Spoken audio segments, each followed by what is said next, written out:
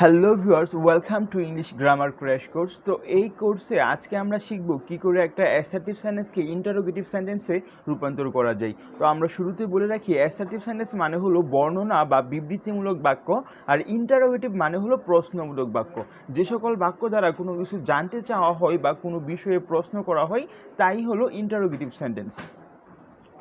তোমাদের বইয়ে assertive two ইন্টারোগেটিভের অনেকগুলো নিয়ম পেঁচানোভাবে দেয়া থাকে। তো তোমাদের সুবিধার্থে আমি এখানে মাত্র 3টা নিয়ম দেখাবো, আর আশা করি এর মাধ্যমে তোমরা সকল অ্যাসার্টিভ সেন্টেন্সকে ইন্টারোগেটিভ সেন্টেন্সে রূপান্তর করতে পারবে।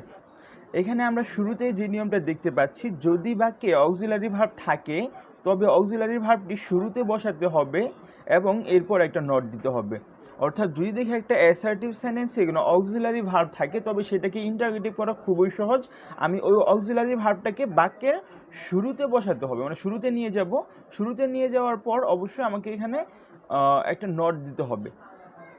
এক্ষেত্রে একটা কথা বলে রাখা ভালো যে অ্যাসার্টিভ সেন্টেন্সটা যদি হয় হাবোধক তবে ইন্টারোগেটিভ করার সময় সেটা হয়ে যাবে নাবোধক, এবং একইভাবে অ্যাসার্টিভ সেন্টেন্সটা যদি হয় নাবোধক তবে ইন্টারোগেটিভ করার সময় সেটা হয়ে যাবে হাবোধক। অর্থাৎ যদি বাক্যে নট থাকে সেটা উঠে যাবে, আর যদি না থাকে তবে আমাকে একটা নট দিতে হবে। তো চলো আমরা এখানে স্ট্রাকচারটা দেখে নিই।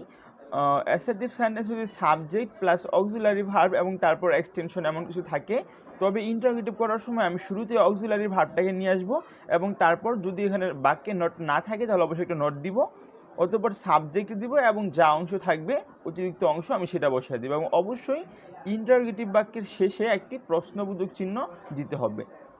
তো যদি আমি এখানে এক্সাম্পলের দিকে খেয়াল করি, প্রথম বাক্যে আমরা দেখতে পাচ্ছি trees are hour best friend, অর্থাৎ গাছ এরা আমাদের প্রিয় বন্ধু।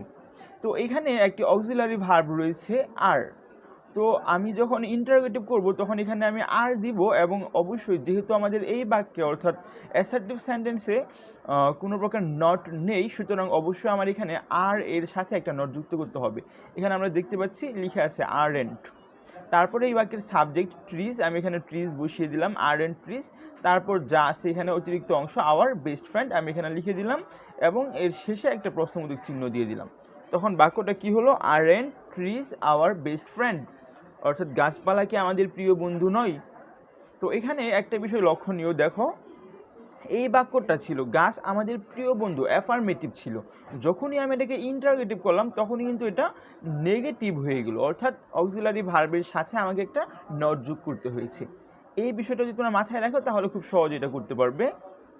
তো এখন যদি আমরা 2 নম্বর এক্সাম্পলের দিকে তাকাই, যে water is an important element, পানি এটা হলো খুবই গুরুত্বপূর্ণ একটা উপাদান, এটা আমাদের পরিবেশের গুরুত্বপূর্ণ উপাদান।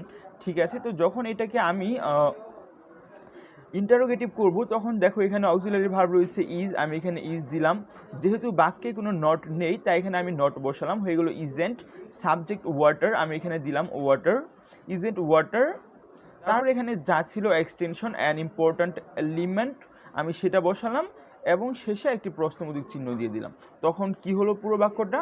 Isn't water an important element, পানি কি একটা গুরুত্বপূর্ণ উপাদান নয়? তো এভাবে আমি খুব সহজেই অক্সিলারি ভার্বযুক্ত অ্যাসার্টিভ সেন্টেন্সকে ইন্টারোগেটিভ সেন্টেন্সে রূপান্তর করতে পারি।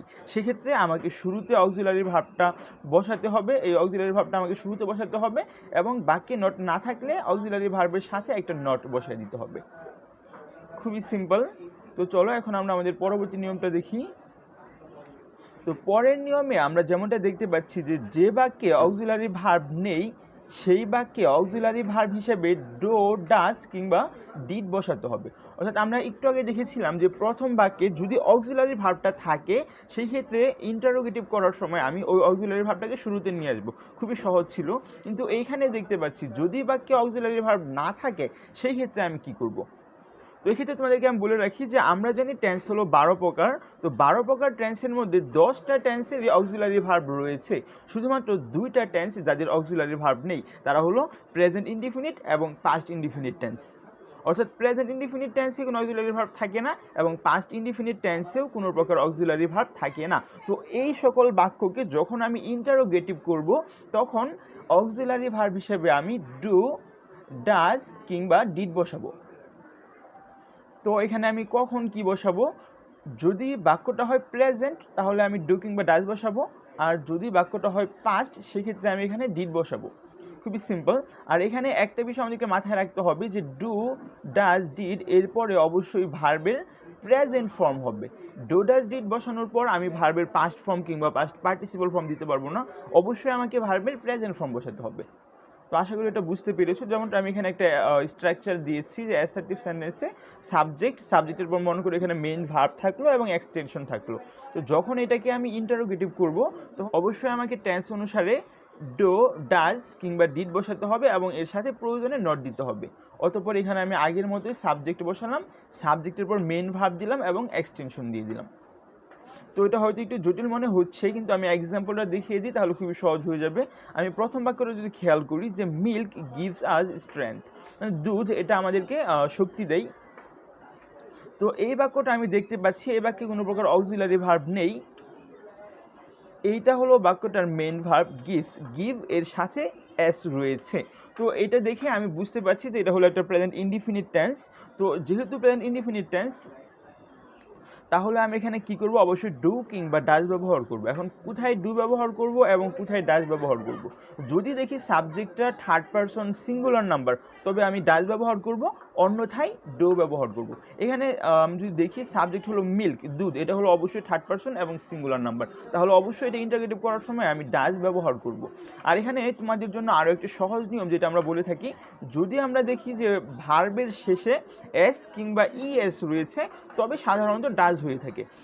তো এখানে যেহেতু সাবজেক্টটা থার্ড পারসন সিঙ্গুলার নাম্বার তাই এখানে আমি ইন্টারোগেটিভ করার সময় ডাজেন্ট বসিয়ে দিলাম। তারপর সাবজেক্ট ছিল মিল্ক, ডাজেন্ট মিল্ক, তারপর যা ছিল এখানে গিভস, ভার্বটা ছিল গিভস কিন্তু এখানে আমি গিভ দিয়েছি, আমি কিন্তু এখানে গিভস দেইনি, এস দেইনি, কারণ আমি আগে এখানে নোটে বলেছিলাম যে ডো, ডাজ, ডিডের পর ভার্বের প্রেজেন্ট ফর্ম বসবে, ওর সাথে অন্য কিছু বসবে না। তো বাক্যটা তাহলে কী হয়ে গেলো যে doesn't milk give us strength, অর্থাৎ দুধ এটা কি আমাদেরকে শক্তি দেয় না। নিচের বাক্যটা যদি খেয়াল করি যে উই সি এ বার্ড, আমরা একটা পাখি দেখি। তো এই বাক্যটা আমি খুবই সহজ একটা বাক্য লিখেছি। তো যখন আমি এইটাকে ইন্টারোগেটিভ করব তখন এখানে অবশ্যই কোনো অক্সিলারি ভার্ব নেই, তাহলে আমাকে ডু কিংবা ডাজ দিতে হবে। যেহেতু এখানে সাবজেক্টটা হলো উই প্লুরাল তাহলে অবশ্যই আমরা এখানে ডো দিব। তো আমি এখানে দিলাম ডো নট, সাবজেক্ট ছিল উই, তারপর যা ছিল সি এ বার্ড, অবশ্যই এখানে আমি ভার্বের প্রেজেন্ট ফর্ম দিয়েছি।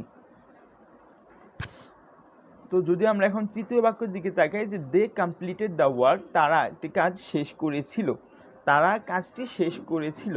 তো এখানে কমপ্লিটেড ভার্বটা দেখে আমরা বুঝতে পারছি এটা হলো পাস্ট ফর্মে আছে, অর্থাৎ বাক্যটা হলো পাস্ট ইনডিফিনিট টেন্স। তো যেহেতু পাস্ট ইনডিফিনিট তাহলে একটা অক্সিলারি ভার্ব সেটা হলো ডিড, আমি এখানে ডিড দিলাম, সাথে নোট লাগিয়ে দিলাম didn't, subject they, didn't they complete the work. এখানে ছিল কমপ্লিটেড লাস্টে ইডি, কিন্তু এখানে কিন্তু আমি কমপ্লিটেড দেইনি, আমি শুধুমাত্র কমপ্লিট দিয়েছি, কারণ ডিড এর পরও অবশ্যই ভার্বের প্রেজেন্ট ফর্ম হবে। তো এই ছিল নিয়মটা, হয়তো এটা একটু জটিল লাগতে পারে, আমি তোমাদের জন্য আরেকবার বলে নিচ্ছি। যদি অক্সিলারি ভার্ব না থাকে সেই ক্ষেত্রে আমি অক্সিলারি ভার্ব হিসাবে ডু, ডাজ কিংবা ডিড দিব, প্রেজেন্ট হলে ডু কিংবা ডাজ দিব, এবং যদি পাস্ট হয় সেক্ষেত্রে আমি ডিড দিব। আরেকটা যেটা বড় বিষয়, ডো, ডাজ, ডিড এরপর অবশ্যই ভার্বের প্রেজেন্ট ফর্ম দিতে হবে। তো এই কয়েকটা বিষয় মাথায় রাখলে আমি খুব সহজেই অক্সিলারি ভার্ব বিহীন অ্যাসার্টিভ সেন্টেন্সকে ইন্টারোগেটিভ সেন্টেন্সে রূপান্তর করতে পারবো।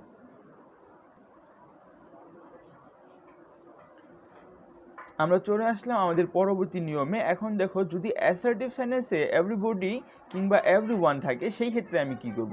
সেই ক্ষেত্রে ইন্টারোগেটিভ করার সময় আমি হো লিখব, এবং যদি বাক্যে নট না থাকে সেক্ষেত্রে আমি ডাজ নট দিব।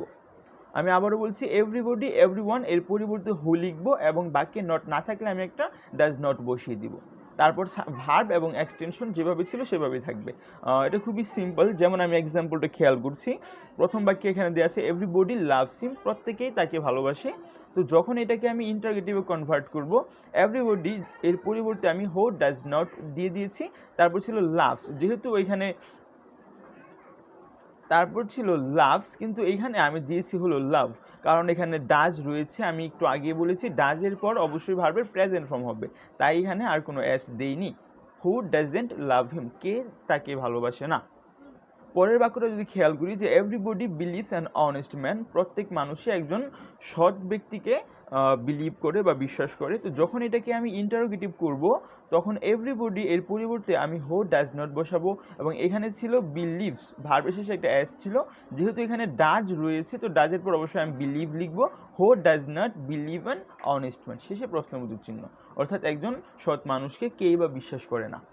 খুবই সিম্পলভাবে আমি এভরিবডি কিংবা এভরিওয়ান যুক্ত অ্যাসার্টিভ সেন্টেন্সকে ইন্টারোগেটিভ সেন্টেন্সে রূপান্তর করতে পারি। তো এই ছিল আমাদের আজকের নিয়ম 3টা। আশা করি খুবই সহজে তোমরা এটা বুঝতে পেরেছো। আমাদের এই চ্যানেলে নিয়মিতভাবে এসএসসি ইংলিশের বিভিন্ন টপিকস নিয়ে আলোচনা করা হবে, তবে অবশ্যই যদি তুমি একজন এসএসসিয়ান হয়ে থাকো আমাদের এই চ্যানেলটা সাবস্ক্রাইব করে আমাদের পরিবারের একজন হয়ে